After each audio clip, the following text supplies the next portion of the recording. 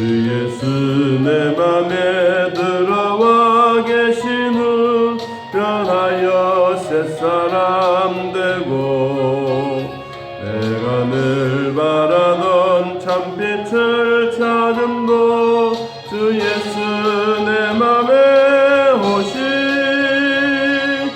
주 예수 내 맘에 오시 주 예수 내 맘에 오시 물밀던 내 맘에 기쁨이 넘치는 주 예수 내 맘에 오시 주 예수 내 맘에 들어와 계신 후 망령된 행실을 끊고 머리털보다도 더 많던 내 죄가 눈보다 더 희어졌네 주 예수 내 맘에 오시 주 예수 내 맘에 오시 물밀던 내 맘에 기쁨이 넘치는 주 예수 내 맘에 오시 내 맘에 소망을 든든히 가짐은 주 예수 내 맘에 오시 의심의 구름이 사라져 버림도 주 예수 내 맘에 오시 주 예수 내 맘에 오시 주 예수 내 맘에 오시 물밀던 내 맘에 기쁨이 넘치는 주 예수 내 맘에 오시 사망의 흠침한 골짜기 가다가 악년들 불련히 비쳐 저 멀리 하늘 문 환하게 보임도 주 예수 내 맘에 오시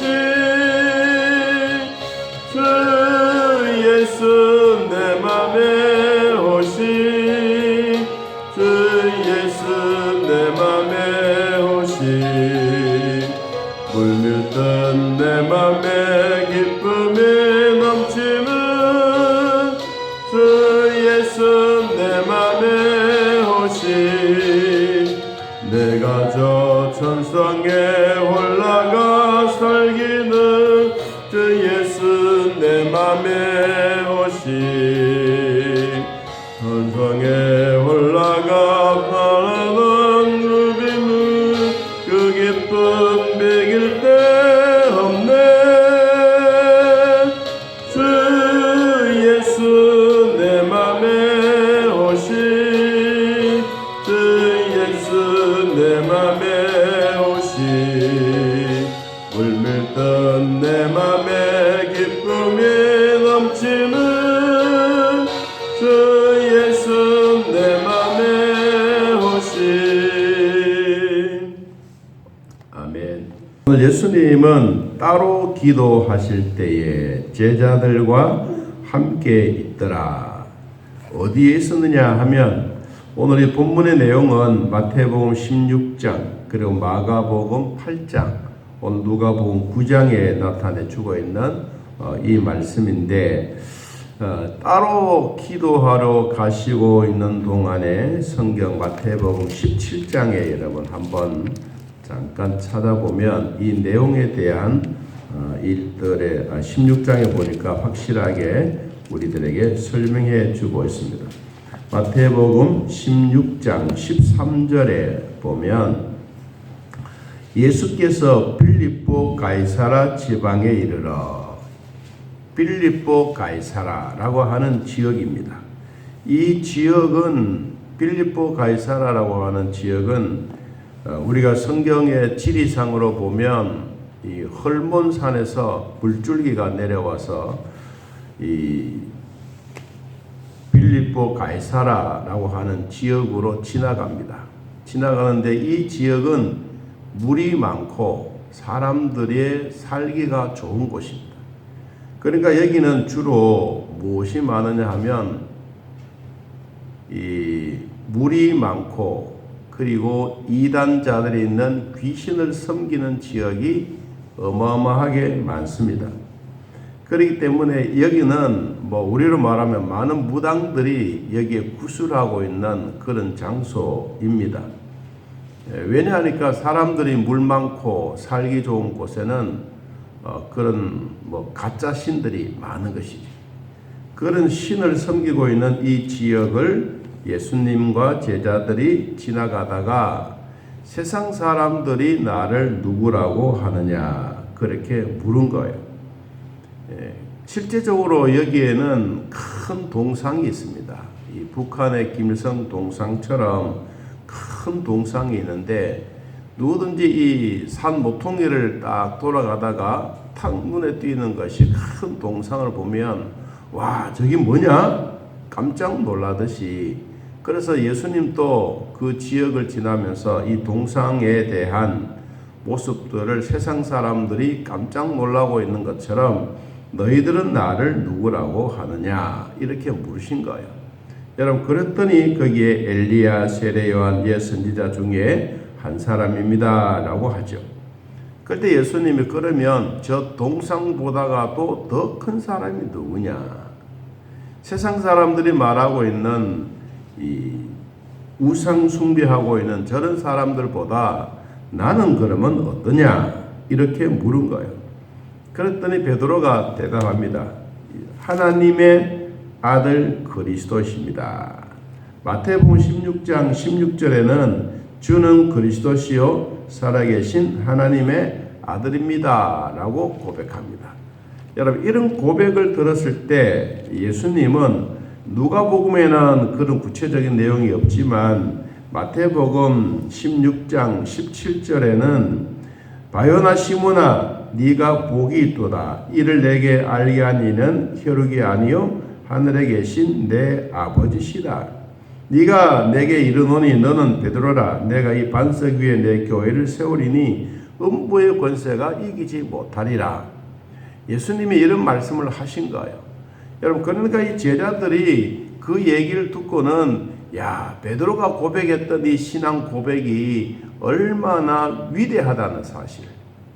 오늘 우리 성도들에게는 이 신앙 고백이 우리 평생에 한 번 하는 일이지만 이 고백을 하는 것과 동시에 성령이 내 안에 들어와 계시는 큰 증거거리가 되는 것입니다. 그래서 오늘 뒷부분에도 많이 있지만 오늘 이 부분을 같이 한번 생각해 보려고 합니다. 너희는 나를 누구라고 하느냐? 그랬더니 하나님의 아들 그리스도십니다. 이 베드로가 얘기했던 이 신앙 고백, 이 신앙 고백을 한 이후부터 시작하여 우리 성도들에게는 어떤 마음의 자세들이 일어나느냐, 다시 말하면 그리스도인으로서 어떤 삶이 일어나느냐, 그 절차적인 과정입니다.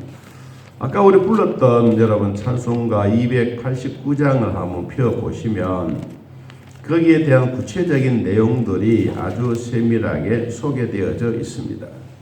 우리가 예수님을 내 마음에 모시면 어떤 일이 일어나느냐? 첫째는 새 사람이 된다. 어떤 새 사람이냐? 옛 자를 버려버리고 이제는 예수 그리스도가 내 안에 들어와 계시는 증거입니다. 옛 사람을 벗어버리면 오직 성령이 내 안에 들어와 계시는 거예요.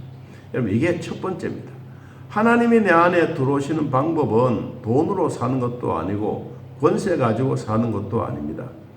내가 그리스도를 고백할 때 신앙 고백이라고 하는 것은 이렇게 위대한 것입니다. 세상 사람들에게 무엇을 하고 싶어서 너 이렇게 해라 저렇게 해라 그것이 아니라 내가 예수 그리스도를 영접하는 것입니다. 요한복음 1장 12절에 기록되어 있는 것처럼 영접하는 자들에게는 하나님의 자녀가 되는 권세를 주신다고 말하지 않습니까? 이 권세가 뭐냐? 우리는 옛 자를 벗어버리고 새 사람이 되는 것입니다. 여러분 새 사람이 되는 것은 우리의 새 옷을 갈아입었다 이것도 필요하죠. 그리스도의 옷을 입는 것입니다. 그리스도의 옷을 입는 것은 우리는 껍데기 입는 이 자체가 중요한 것이 아니라 우리의 속을 고치는 겁니다. 무엇입니까? 빌립보서 1장 8절 말씀 보니까 예수 그리스도의 심장을 가져라. 우리가 이 심장은 하나밖에 뿐이지 않습니까? 여러분 심장이 한 10개쯤 된다 그러면 힘들고 어려우면 떼가 버리고 하면 되겠지만 심장은 하나밖에 뿐이에요. 우리에게 주어진 이 심장의 역할이 상당히 중요하지 않습니까? 우리 몸에 있는 모든 것이 다 중요하지만 특별히 귀한 심장입니다. 여러분 이 심장이 탈이 나면 사람은 죽고 마는 것입니다. 우리가 예수 그리스도를 내가 갖고 있는 심장, 내 속에 있는 옛 자아의 심장을 예수님의 심장으로 바꿀 수 있는 그 방법이 뭐냐? 그리스도를 믿는 것입니다. 그 예수 그리스도를 내가 모시는 겁니다. 여러분 모시는 것은 멀리 있는 분을 내가 우리 집 오십시오 이렇게 말하듯이 내 마음의 문을 열고 예수님을 내 안에 모시면 이때부터 내 자신의 삶이 아니라 그리스도가 내 삶을 살아갑니다. 하나님이 내 마음에 오셔서 내 마음에 하나님이 이끌어 가십니다. 그래서 우리는 내 몸이 하나님의 성전이라고 말하지 않습니까? 여러분 우리는 예수님을 영접하면 첫 번째 새 사람이 되는 것. 자, 두 번째 2절 말씀을 보니까 예수님이 내 마음에 들어와 계시면 망령된 행실을 끊고 머리털보다도 더 많던 내 죄가 눈보다 더 희어지네. 예수님이 내 안에 들어와 계시면 행실들은 나쁜 행실들은 도망가게 되어져 있습니다. 악한 것은 떠나갑니다. 떠나가기 때문에 내 안에 성령이 계시면 하나님이 기뻐하십니다. 하나님이 죄는 별로 좋아하지 않습니다. 죄를 멀리하라고 말하지 않습니까? 마찬가지로 우리가 망령된 행실, 하나님의 행동에서 좋아하지 않는 이런 행실들을 버려라. 얼마 많은 것, 머리털보다도 더 많은 내 죄가 눈과 같이 희게 된다. 이렇게 성경에 나오는 눈과 같이 희다라고 하는 이것은 이 홍합을 한 수만 개를 가지고 신천에 이렇게 싸서 물 속에 집어넣으면 얘가 금방 색깔이 막 주황색 이런 색깔로 변하지 않습니다. 한 수십 번, 수백 번, 수만 번 정도 하면 그러면 진짜 주홍 색깔처럼 색깔이 아주 예쁩니다. 여러분 우리가 수만 번, 수천 번 지어졌던 죄를 가장 깨끗하게 씻을 수 있는 방법은 예수 그리스도를 나의 구주로 고백하는, 영접하는 일입니다. 이것이 머리털보다도 더 많던 우리의 죄가 눈과 같이 희어진 것입니다. 여러분 이것이 우리 예수 믿는 사람들에게 얼마나 행복이라는 이런 비결이 있다는 것. 죄에서 구원함을 받고 죄 해결할 수 있는 방법은 다른 길이 없습니다. 돈으로도 가는 것도 아니고 어떤 권세로 가는 것도 아니고 예수 그리스도를 믿음으로 가는 것입니다. 여러분 세 번째 주님이 내 마음에 들어오면 3절에 이렇게 말했습니다. 내 마음의 소망이 든든히 가집은 주 예수 내 마음에 오심. 뭐가 사라지느냐? 의심의 구름이 사라져 버린다. 여러분 의심 이거는 이제 기도하는 사람들의 모습입니다. 기도하면 처음에는 중언부언 기도입니다. 조직적으로 순서적으로 이런 기도가 없습니다. 누가 가르쳐 주지 아니하면 자기는 잘하는 기도인 것 같지만 요사이 공중 예배에 참석하다 보면 진짜 예배의 순서 가운데 기도 잘하신 분들이 있어요. 그런 분들 보면 야 어떻게 기도를 저렇게 잘하지? 여러분 그런데 기도도 배워야 돼요. 예수님도 기도를 가르쳐 주셨지 않습니까? 우리는 모든 것을 배워야 돼요. 사람들은 기도까지 배워야 돼? 아니요. 여러분 순서도 있어요. 우리 인류에는 자연의 법칙이 있듯이 믿음으로 사는 사람들에게는 믿음의 법칙이 있어요. 이 믿음의 법칙, 영적인 법칙을 잘 따라가야 하나님과 더불어 살아가는데 예수님을 내 마음에 모시면 새 사람이 되고 그 다음에 내 몸에 있는 죄악들이 떠나가게 되고 세 번째는 기도가 이제 세워지는 거예요. 의심의 구름이 사라져. 여러분 의심하기 시작하면 절대로 응답이라고 하는 것이 있을 수가 없습니다. 의심이라고 하는 것은 두 가지의 단어가 형성되어져 그렇습니다. 하나는 무엇을 생각은 하고 있는데 이건 안 돼라고 하는 이런 의심의 두 가지. 생각은 하지만 안 돼라고 하는 이런 생각이 의심에 나오는 단어예요. 여러분, 우리가 기도를 하면 믿고 될 줄로 믿고 기도하는 것이지 기도해놓고 안 돼 이런 마음은 없지 않습니까?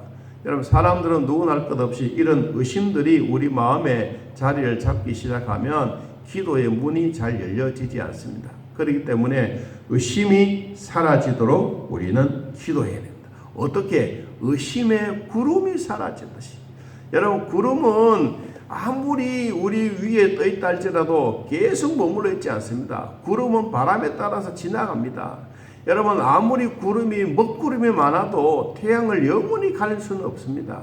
우리가 의심의 구름들이 떠나가듯이 기도가 배워지고 기도가 진솔하고 기도가 진실해지면 이때부터 시작해서 우리의 마음속에는 하나님과의 거리가 가까워집니다. 그래서 주 예수 내 마음에 들어와 계시니 뭐가 있느냐? 후렴에 보니까 물밀던 내 마음에 기쁨이 넘친다. 여러분, 예수님이 내 마음에 들어와 계시는 이 증거가 우리에게 평안이고 기쁨입니다. 여러분, 예수 믿고 구원받았던 백성들에게 늘 불안해하는 것은 구원에 대하여 한번 의심해 보아야 됩니다. 그렇기 때문에 우리는 기도하면 하나님이 반드시 응답해 주신다는 확신이 있지. 이게 바로 뭐냐니까 의심의 구름이 떠나가는 거예요. 여러분, 먹구름이 아무리 장마가 심해도 장마보다는 언제가 더 많습니까? 맑은 날이 훨씬 많습니다. 여러분, 그래서 우리의 기도는 의심의 구름이 사라져 버리는 거예요. 네 번째, 어떤 일이 생기냐? 4절에 보니까 음침한 꼴짝이, 무슨 음침한 꼴짝이? 사망의 음침한 꼴짝이 가다가 밝은 빛을 호련히 비춰 저 멀리 하늘문이 환하게 열려지는 모습이 보여진다. 이게 얼마나 소망을 가진 믿음인지 모릅니다. 여러분, 사망의 음침한 꼴짜기는 지금도 우리 눈앞에 펼쳐져 있습니다. 그 사망의 음침한 꼴짜기에 머물러 오래오래 있으면 자기도 모르는 사이에 그 수렁에 빠져 깊이 들어갑니다. 그런데 우리는 거기에 머물러 있으면 안 되는 거예요. 무엇 때문에 그렇습니까? 하나님이 항상 나를 손잡고 동행하시기 때문에. 우린 사망의 음침한 꼴짝에 머물러 있으면 자기도 모르는 사이에 깊이 빠져들게 되고, 세상이 자기를 향하여 한 번도, 교회도 자기를 향하여, 하나님도 자기를 향하여 한 번도 나를 사랑해 주지 않는다고 말합니다. 이 사람이 어디에 있기 때문에? 사망의 음침한 꼴짝이 있기 때문에. 여러분, 우리는 이 꼴짝이에 오래오래 머물러 있으면 안 됩니다. 예수 그리스도의 밝은 빛이 우리에게 비춰서 하늘문이 열려지는 이런 복이 오늘 또 우리 모두에게 임하기를 축복합니다. 자, 다섯 번째는 오늘 5절에 그랬어요. 내가 저 천성을 올라가 살기는 주 예수 내 마음에 오셨사. 천성에 올라가 주님 뵈리니 그 기쁨이 비길 데 없네. 정말 우리가 그냥 얼굴 보는 것도 감사한데, 여러분, 요사이는 옛날에는 전화 한 통 하면 음성을 듣잖아요. 요사이는 음성보다 더 많이 하는 게 뭐냐? 문자입니다. 세상이 이렇게 많이 달라졌습니다. 문자보다는 음성 듣는 게 더 좋고, 음성 100번 듣는 것보다 한 번 얼굴 보는 게 좋은 것처럼, 우리가 기도 열심히 하고 하나님의 백성으로 살아가다가 반드시 해야 될 일이 뭐냐? 주님을 만나는 그 일입니다. 주님 만나는 그 일이 이 세상의 어떤 기쁨보다 비길 데 없네. 여러분, 이 찬송가는 그냥 단순하게 쓰여진 내용들이 아니라 이 사람이 작곡하고 작사했던 이 사람의 신앙에 고백했던 그 내용을 우리들에게 그대로 전달해 주고 있습니다. 이 찬송가는 1914년에 이 작사가 되어졌던 이 글인데, 그때 사람이나 지금 우리 믿음의 사람이나 이 신앙 고백하는 과정은 동일하다.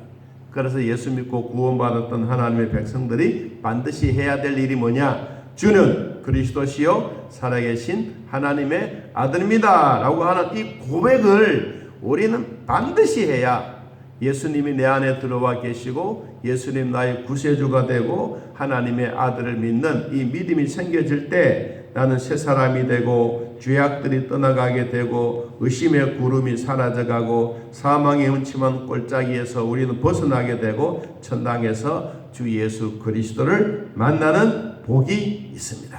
이 복된 성도 되시기를 예수님의 이름으로 축복합니다. 하나님 아버지, 오늘도 우리들을 돌봐주셔서 믿음으로 살게 하시니 고맙고 감사합니다. 예수님을 나의 구주로 삼아사오니 이제는 하나님의 아들이 되었고 하나님의 자녀가 되었고 하나님의 가족이 되었습니다.